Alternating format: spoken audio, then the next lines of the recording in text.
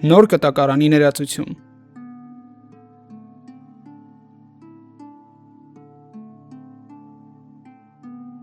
Ղուկասի ավետարան։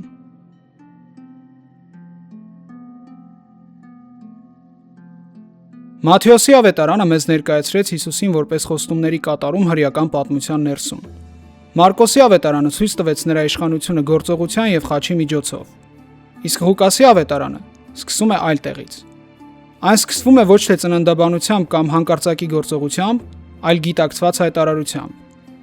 Ղուկասը բացահայտ ասում է, որ պատրաստվում է գրել կարգավորված եւ ստուգված պատմություն, հիմնված ականատեսների վկայության վրա։ Այսպիսով, նրա նպատակն է ոչ միայն պատմել, այլ նաեւ հաստատել։ Ղուկասը գրում է այն մարդու համար, որը հարց է տալիս. որքանով է սա վստահելի պատմություն։ Եվ հենց այստեղ է նրա ավետարանի առանձնահատկությունը։ Ղուկասը ներկայացնում է Հիսուսին որպես փրկիչ ոչ միայն Իսրայելի, այլ ամբողջ աշխարհի համար։ Նրա պատմության մեջ կենտրոնում են հայտնվում անտեսվածները, աղքատները, հիվանդները, մեղավորները, կանայք եւ օտարները։ Այս ավետարանը ցույց է տալիս, որ Աստծո ողորմությունը սահմաններ չի ճանաչում։ Այս տեսանյութում մենք կքննարկենք, թե ով էր Ղուկասը, ինչ կապ ուներ նա առաքյալների հետ, որտեղ եւ երբ կարող էր գրել իր ավետարանը, եւ ինչ է այն մեզ ասում Քրիստոսի անձի ու առաքելության մասին։ Իսկ մինչ այդ բաժանորդագրվեք ապոլոգիա կենտրոնալիքին, որպիսի բաց չթողնեք մեր հետագա տեսանյութերը։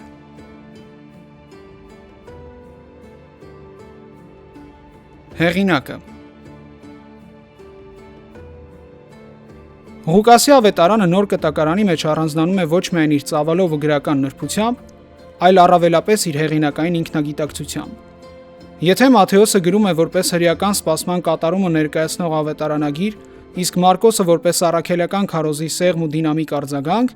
ապա Ղուկասը հանդես է գալիս որպես այն մարդը, որ ցանկանում է հավատքի պատմությունը ներկայացնել չափազանց գիտակցված եւ կարգավորված ձևով։ Ղուկասը չի պատկանում 12 առաքյալների շրջանակին։ Նա ըստ եկեղեցական ավանդության եւ նոր կտակարանի ներքին վկայության հանդիսանում է հեթանոսական ծագմամբ քրիստոնյա, կրթված մարդ եւ ինչպես հայտնի է Պողոսի նամակներից, բժիշկ։ Նրա անունը հիշատակվում է Պողոս առաքյալի կողմից որպես մտերիմ ծառայեկից եւ ուղեկից։ Այդ հիշատակումները Ղուկասի կերպարին տալիս են պատմական որոշակիություն։ Նա ոչ թե անանուն հեղինակ է, այլ իրական պատմական անձ, որը գտնվում էր առաքելական միսիայի ներսում։ Ղուկասի հեղինակային դիմագիծը առավել հստակ երևում է հենց իր ավետարանի սկզբում, որտեղ նա հազվադեպ պատահող բացահայտությամբ ներկայացնում է գրելու իր նպատակը եւ մեթոդը։ Նա ասում է, որ շատերը փորձել են շարադրել այս իրադարձությունների պատմությունը, որոնք կատարվել են իրենց մեջ, եւ որ ինքն էլ նպատակահարմար է գտել ամեն բան սկզբից ինչ ճշգրիտ քննությամբ հերթով գրել մի անձի Թեոփիլոսի համար։ Այս ներածական տողերը Ղուկասին ներկայացնում են ոչ միայն որպես հավատացյալի, այլ որպես հետազոտողի, մարդ, որը հենվում է ականատեսների վկայության վրա եւ ձգտում է պատմությունը ներկայացնել ճշգրիտ ու կանոնավոր շարադրանքով։ Ղուկասի կապը Պողոս առաքյալի հետ կարևոր է ոչ միայն կենսագրական, այլ նաև աստվածաբանական առումով։ Պողոսի առաքելությունը ուղղված էր հեթանոսական աշխարհին, իսկ Ղուկասը հենց այդ աշխարհի կրթված ներկայացուցիչներից էր։ Այս հանգամանքը բացատրում է Ղուկասի ավետարանի համամարտկային շեշտադրումը։ Նա Հիսուս Քրիստոսին ներկայացնում է որպես փրկիչ ոչ միայն Իսրայելի, այլ բոլոր ազգերի համար։ Նրա պատմության մեջ հստակ եւ հաճախակի կերպով երևում են այն կերպարները, որոնք առաջին դարի հասարակության մեջ սովորաբար մնում են լուսանցքում։ Աղքատները, հիվանդները, մեղավորները, կանայք, օտարները։ Ղուկասը ցույց է տալիս, որ Աստծո ողորմությունը չի սահմանափակվում ազգով, դասով կամ կենսագրությամբ։ Ղուկասի գրական լեզուն նոր կտակարանի մեջ համարվում է ամենահղկվածներից մեկը։ Նրա հունարենը կառուցված է թափանցիկ, գեղեցիկ եւ պատմողական հստակությամբ։ Սակայն այս գրական բարձրությունը չի ծառայում պարզ գեղեցկասիրությանը։ Այն Ղուկասի համար գործիք է հնարավորինս վստահելի կերպով պատմելու այն իրականությունը, որին նա հավատացել է։ Այսպիսով, Ղուկասին կարելի է պատկերացնել որպես նոր կտակարանի այն մեծ վկաներից մեկը, որը կանգնած է առաքելական վկայության անմիջական շրջապատում, բայց միաժամանակ ունի դիտողի սթափություն եւ պատմողի խնամք։ Նա չի գրում միայն քարոզելու համար, այլ նաեւ հաստատելու։ Նա միայն չի հռչակում, այլ նաեւ հիմնավորում է։ Եվ հենց այս պատճառով Ղուկասի ավետարանը դառնում է քրիստոնեական հավատքի առավել ամբողջական պատմական շարադրանքներից մեկը։ Մի գիրք, որը միավորում է ականատեսների հիշողությունը, եկեղեցու ավանդությունը եւ գրավոր վկայության կարգապահությունը։ Ավետարանի վավերականությունը։ Ղուկասի ավետարանի վավերականության հարցը նոր կտակարանի ուսումնասիրության մեջ եզակի կերպով ամուր հիմքեր ունի, որովհետև այստեղ համընկնում են 3 տարբեր շերտեր՝ տեքստի ներքին վկայությունը, վաղ եկեղեցու պատմական հիշողությունը եւ առաքելական շրջանի շարունակական ավանդությունը։ Ղուկասը ոչ միայն պատմում է Քրիստոսի մասին, այլ նաև բացահայտ կերպով ցույց է տալիս, թե ինչ սկզբունքով է այդ պատմությունը շարադրել։ Այդ իսկ պատճառով Ղուկասի ավետարանը կարելի է դիտարկել որպես քրիստոնեական հավատքի ամենախնամքով կազմված վկայություններից մեկը։ Ղուկասի ավետարանի սկզբնամասը ինքնին հանդիսանում է վավերականության հիմնավորում։ Հեղինակը հայտարարում է, որ իրենից առաջ շատերը ձեռնարկեցին շարադրել կատարված իրադարձությունների պատմությունը, իսկ ինքը որոշել է դրանք ներկայացնել սկզբից իսկ ճշգրիտ քննությամբ եւ գրի առնել հերթով, որպիսի ասիատերը ճանաչի իրեն ուսուցանված բաների հաստատությունը։ Սա սովորական գրական նախաբան չէ։ Դա պատմագիտական դիրքորոշում է։ Ղուկասը ասում է, իր նյութը չի ծնվում երևակայությունից, այլ հիմնվում է նախորդ փոխանցումների եւ ականատեսների վկայության վրա։ Այս ներածականը կարևոր է նաեւ իր ազնվությամբ։ Ղուկասը իրեն չի ներկայացնում որպես անմիջական ականատես, այլ փաստում է, որ տեղեկությունը ստացել է նրանցից, ովքեր սկզբից ականատես եւ խոսքի ծառայող էին։ Այստեղ չկա հեղինակության կեղծ հռչակում, այլ կա հստակ գիտակցում աղբյուրների եւ փոխանցման մեխանիզմի մասին, եւ այս հանգամանքը Ղուկասի ավետարանին տալիս է վկայագրական ծանրություն։ Ղուկասի ավետարանի վավերականությունը ուժեղանում է այն փաստով, որ այդ վկայությունը միայն մեկ գիրք չէ, այլ առաջին մասն է մի ամբողջական երկաթոր աշխատության, որի երկրորդ մասը գործ քառաքելոցն է։ Երկու գրություններն ունեն նույն գրական ձեռագիրը, նույն լեզվավոճական կառուցվածքը, նույն պատմողական տրամաբանությունը եւ երկուսն էլ ուղղված են նույն հասցեատիրոջը՝ Թեոփիլոսին։ Այս միասնականությունը ցույց է տալիս, որ հեղինակը գործում է ոչ թե պատահական կերպով, այլ ունի մեծ պատմական ծրագիր ներկայացնելու Քրիստոսի կյանքը եւ այդ կյանքի շարունակությունը եկեղեցու մեջ։ Գործ քառաքելոցում առավել եւս զգացվում է պատմական միջավայրի կենսական շունչը։ Կան հատվածներ, որտեղ հեղինակը պատմում է առաջին դեմքով, մենքով, ինչը ցույց է տալիս, որ նա որոշ դեպքերում եղել է իրադարձությունների ուղեկիցը։ Սա հաստատում է Ղուկասի կապը առաքելական շարժման հետ եւ վկայում է, որ նրա պատմությունը գրված է ոչ թե հեռվից դիտողի, այլ ներսից ապրողի աչքերով։ Ղուկասի ավետարանի վավերականության երրորդ առանցքը վաղ եկեղեցու ավանդական վկայությունն է։ Երկրորդ դարի վերջից սկսած մենք հանդիպում ենք եկեղեցական հեղինակների մոտ Ղուկասին վերագրվող ավետարանի բացահայտ հիշատակման։ Այդ հիշատակումները կարևոր են ոչ միայն իրենց բովանդակությամբ, այլ նաև նրանով, որ դրանք գալիս են տարբեր աշխարհագրական կենտրոններից եւ ձևավորվել են միմյանցից հարաբերականորեն անկախ միջավայրերում։ Օրինակ Իրինեոս Լեոնացին, որը գործել է Արևմուտքում եւ պայքարել է գնոստիկական հոսանքների դեմ, իր գրություններում հաստատում է, որ Ղուկասը, Պողոսի ուղեկիցը, գիրք է գրել՝ Ավետարան։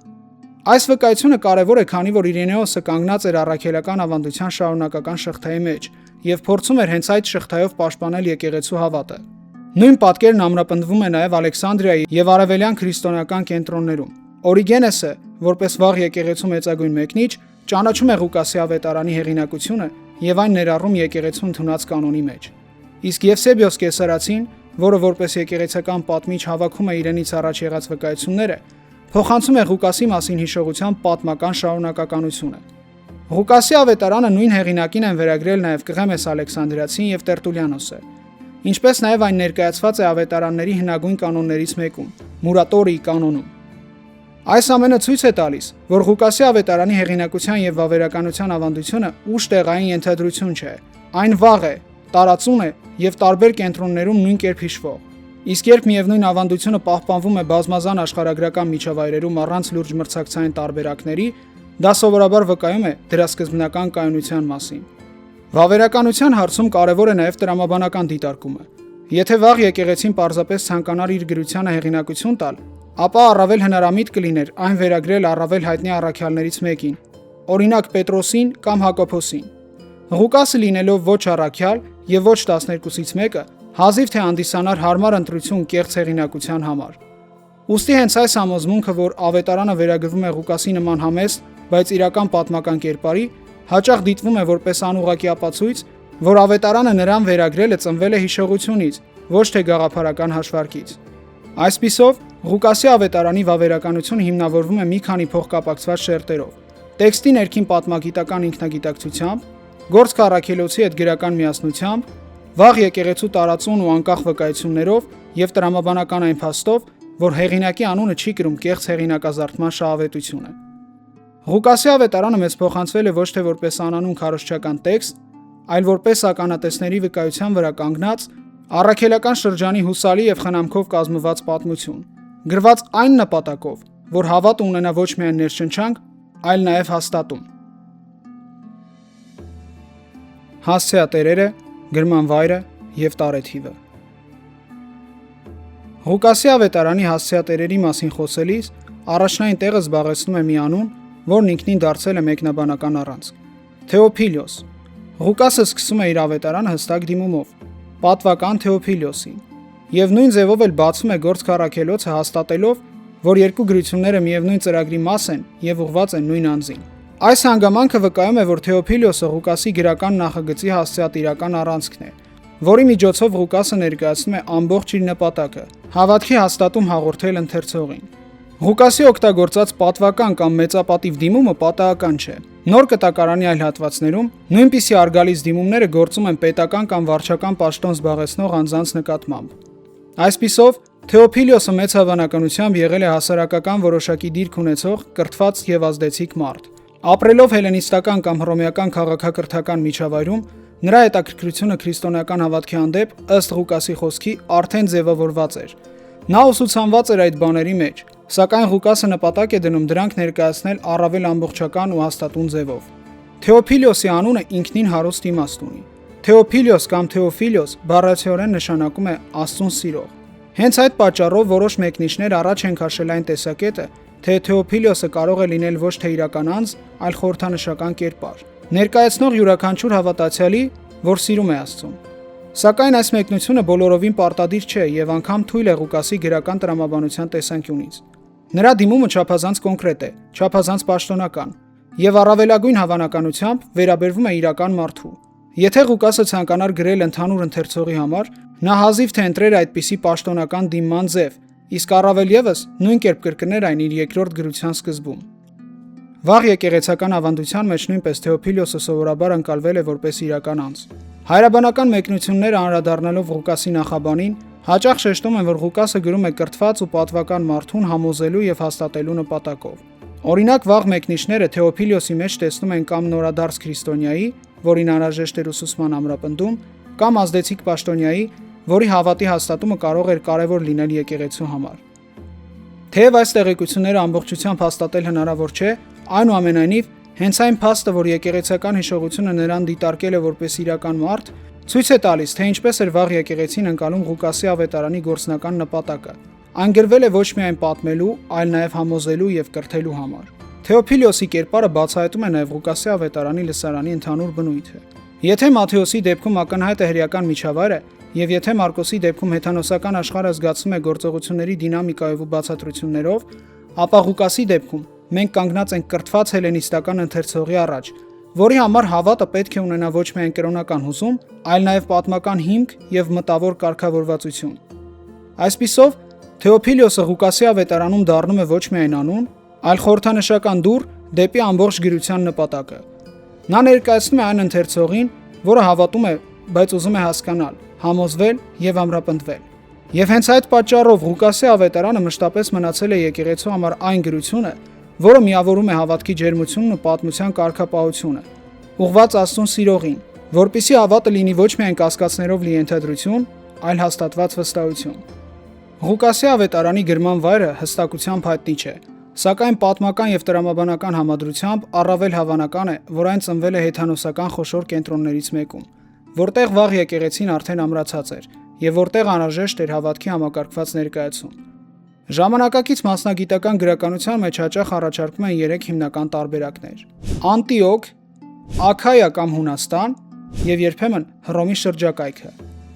Դրանցից առավել հաճախ հիշատակվում է Անտիոքը, որպես այն քաղաքը, որտեղ քրիստոնեությունը վաղ շրջանում դարձավ միջազգային, բազմազգ շարժում եւ որտեղ անհրաժեշտ էր գրել այնպիսի ավետարան, որը միաժամանակ կրում է հրեական արմատների հիշողությունը եւ ուղղված է հեթանոսական աշխարհին։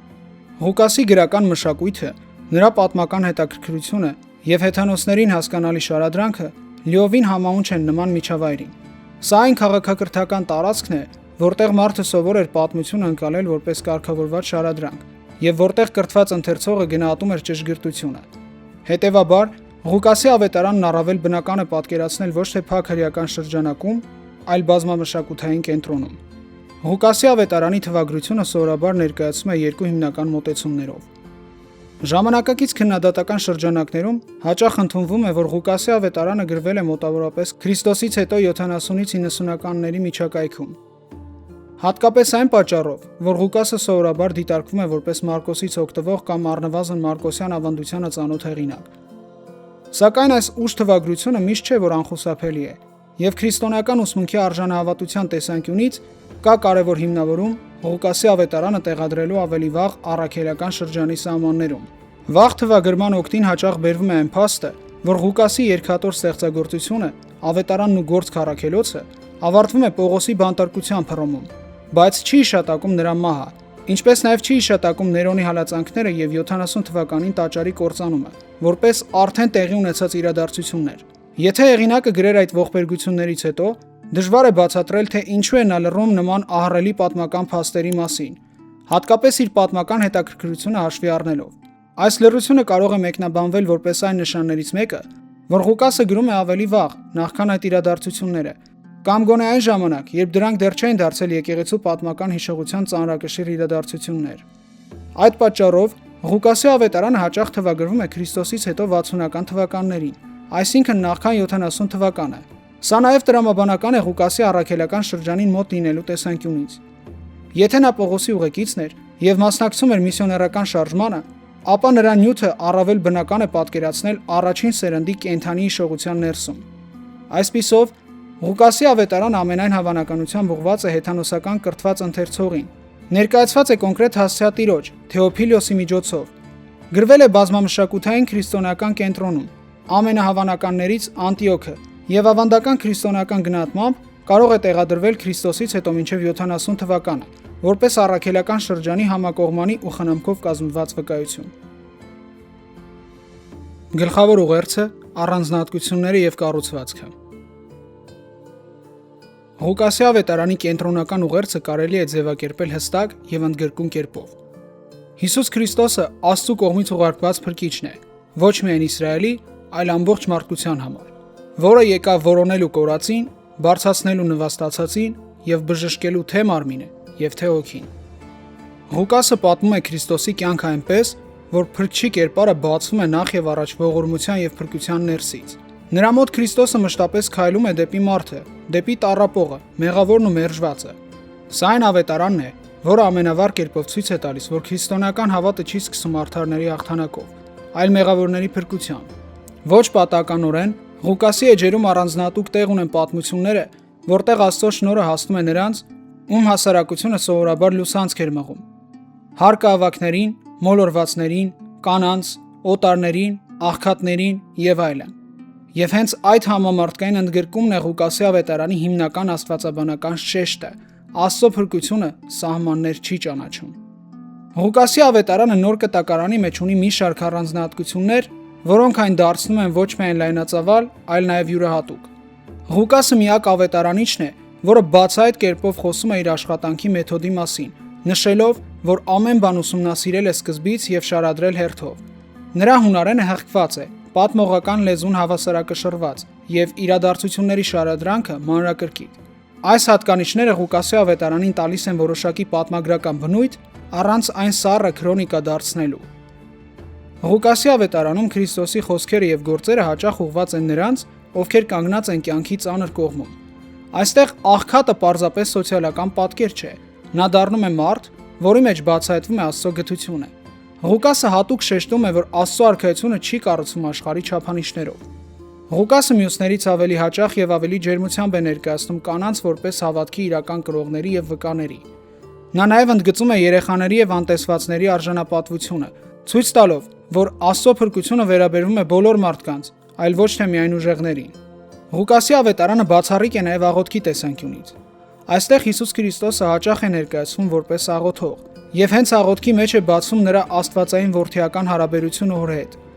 Սուրբ Հոգու դերը նույնպես ընդգծված է, սկսած Ավետարանի առաջին գլուխներից մինչև Քրիստոսի ծառայության հիմնական փուլերը։ Ղուկասը ցույց է տալիս, որ փրկության պատմության ներքին շարժիչը Աստծո Հոգին է։ Ղուկասի Ավետարանում առավել հստակ է հնչում Քրիստոսի փրկարար նպատակն այս ձևակերպմամբ. Մարդու որդին եկավ որոնելու եւ կորածին փրկելու։ Այս խոսքը կարելի է համարել Ղուկասի ամբողջական Ավետարանի ոսկեզոծ ամփոփումը։ Ըստ կառուցվածքի, Ղուկասի Ավետարանը կարելի է բաժանել 3 մասի, որոնք ունեն բնական ու աստիճանական շարժում՝ ծննդից դեպի ծառայություն, ապա դեպի Երուսաղեմի ճանապարհ եւ վերջապես դեպի խաչի ու հարության գագաթնակետը։ Մաս առաջին. Հովհաննես Մկրտչի եւ Հիսուսի ծննդյան ավետիցները, Քրիստոսի ծնունդը եւ մանկության դրվագներ, Հովհաննես Մկրտչի քարոզչությունը, Հիսուսի մկրտությունը եւ փորձությունը, ծառայության սկիզբը Նազարեթում։ Այս առաջին հատվածը Ղուկասը կառուցում է այնպես, որ ընթերցողը հասկանա, Քրիստոսի գալուստը պատահական իրադարձություն չէ, այլ Աստծո ծրագրի մեջ մտածված փրկարար պատմություն է։ Այստեղ միաժամանակ ներկայացվում են եւ Հովհաննես Մկրտչի եւ Հիսուսի ծնունդները, ցույց տալու համար, որ մարգարեական սպասումը մտնում է իրականություն։ Այս մասում բացվում է նաեւ Հիսուսի կոչման հիմքը, նրա մկրտությունը, փորձությունը եւ առաջին քարոզը, որով նա հռչակում է Աստծո ողորմության ժամանակը։ Մաս 2. Աշակերտների կանչը եւ հրաշքները, առակներ, մեղավորների, աղքատների եւ օտարների հետ հանդիպումներ, ճանապարհ դեպի Երուսաղեմ եւ կերպարանափոխություն։ Երկրորդ հատվածում Ղուկասը ներկայացնում է Քրիստոսի ծառայության հիմնական բովանդակությունը՝ քարոզ, հրաշքներ եւ հատկապես ուսուցում։ Բայց Ղուկասի առանձնահատկությունն այն է, որ այստեղ կենտրոնանում է ոչ թե միայն հրաշքների վրա, այլ նաեւ մարդկանց վրա, ում Հիսուսը մոտենում է։ Նա ցույց է տալիս, որ Աստծո թագավորությունն ուղղված է մերժվածներին ու կորածներին, եւ որ փրկությունը շնորհ է, ոչ թե մարդկային վաստակ։ Այս մասում նաեւ առանձնահատուկ կերպով ընդգծվում է ճանապարհ դեպի Երուսաղեմը թեման, որով պարզ է դառնում, որ ամեն ինչ տանում է դեպի խաչի վճռական իրադարձությանը։ Մաս 3. Երուսաղեմի մուտքը եւ տաճարի իրադարձությունները, վերջին ընթրիքը եւ Գեթսեմանին, դատավարությունը եւ խաչելությունը, հարությունը եւ հայտնությունները, Էմաուսի ճանապարհը եւ համբարձումը։ Երրորդ հատվածը Ղուկասի Ավետարանի գագաթնակետն է։ Այստեղ Քրիստոսի ճանապարհը մտնում է իր հիմնական իմաստի մեջ՝ խաչի եւ հարության միջոցով։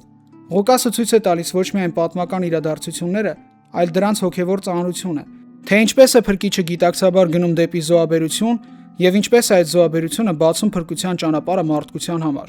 Հարության պատմությունները, հատկապես Էմաուսի ճանապարհը, Ղուկասի մոտ դառնում են ոչ թե պարզապես հրաշքի արձանագրություն, այլ հավատքի աչքերի բացում, հասկանալու, որ Քրիստոսի հաղթանակը մահվան նկատմամբ իրական է եւ շարունակվող։ Ամփոփելով, Ղուկասի Ավետարանը մեզ ներկայացնում է Քրիստոսի պատմությունը ոչ թե որպես առանձին կրոնական ավանդույթ, այլ որպես փաստերի վրա հիմնված փրկության իրականություն։ Ղուկասը գրում է գիտակցված նպատակով, հաստատում հաղորդելու հավատացյալին, ցույց տալու համար, որ քրիստոնեական ավետարանը ծնվել է ոչ թե լեգենդից, այլ ականատեսների կենդանի վկայությունից եւ եկեղեցու շարունակական հիշողությունից։ Այս ավետարանում Հիսուսը բացահայտվում է որպես փրկիչ ոչ միայն մեկ ժողովրդի, այլ ամբողջ աշխարհի համար։ Ղուկասը առանձնատուկ կերպով ընդգծում է այն մարդկանց պատմությունները, որոնց մարդկային հասարակությունը սովորաբար մոռանում կամ անտեսում է՝ աղքատներին, հիվանդներին, մեղավորներին, կանանց եւ օտարներին։ Եվ այդ կերպ նա ցույց է տալիս քրիստոնեական հավատքի սիրտը, Աստծո ողորմությունը, որն իջնում է մարդու ցավի մեջ եւ այնտեղ բացում փրկության դուռը։ Ղուկասի Ավետարանի պատմության մեջ Քրիստոսի ճանապարհը չի սահմանափակվում միայն հրաշքներով կամ քարոզներով։ Այն առաջնորդում է դեպի Երուսաղեմ, դեպի խաչ, որտեղ մարդու մեղքը եւ Աստծո սերը հանդիպում են նույն կետում, եւ դեպի հարություն, որպես հաղթանակ, որը հաստատում է, որ մահը վերջին խոսքը չունի։ Ղուկասը գրում է, որպեսզի մենք ոչ միայն իմանանք, թե ինչ է եղել, այլ նաեւ հասկանանք, թե ինչ է նշանակում դա մեզ համար։ Եթե Հիսուս Քրիստոսը եկավ որոնելու եւ փրկելու կորածին, ապա այդ որոնումը չի վերաբերվում միայն անցյալին։ Այն շարունակվում է այսօր յուրաքանչյուր մարդու կյանքում, ով պատրաստ է լսել այդ կանչը։ Եվ հենց այս պատճառով Ղուկասի Ավետարանը չի ավարտվում պարզապես պատմությամբ։ Այն ավարտվում է հրավերով՝ վստահել, վերադառնալ եւ ապրել այն փրկության լույսի մեջ, որը Աստված բացեց մարդկության համար Հիսուս Քրիստոսի միջոցով։